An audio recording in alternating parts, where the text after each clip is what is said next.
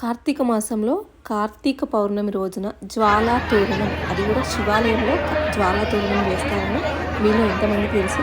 జ్వాలా తోరణం ఏంటంటే 3 కర్రలు, అటొకటి ఇటొకటి, మధ్యలో కర్ర పెట్టి, మధ్యలో కర్రకి ఎండుగడ్డి, ఎండుకొని గట్టి ఉంటుంది కదా, సో అది పెట్టి మామూలుగా మన ఊర్లో దీంటీలు అంటాం, దీంటీలతో వెలిగిస్తారన్నమాట. వెలిగించేసి శివపార్వతుని దాని జ్వాలా తోరణం కింద 3 సార్లు అటు ఇటు తిప్పుతారు. సో నేనైతే ఇది ఫస్ట్ టైం చూస్తున్నా. ఏ శివాలయంలో అంటే నేను బేసిక్గా నా చిన్నప్పటి నుంచి నేను ఎప్పుడు చూడలేదు, ఇదే ఫస్ట్ టైం అనమాట. మీలో ఎంతమంది చూస్తారో కామెంట్ బాక్స్లో కామెంట్ చేయండి.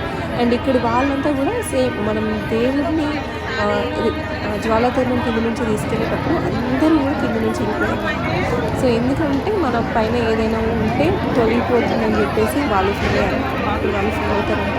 సో నేను కూడా ట్రై చేశాను, నేను కూడా వెళ్ళాను అనమాట జ్వాలా తోరణం కింద నుంచి. అండ్ దాని నుంచి వచ్చిన విభూది ఉంటుంది, అసలు ఉంటుంది కదా, సో అది కూడా పెట్టుకున్నారు.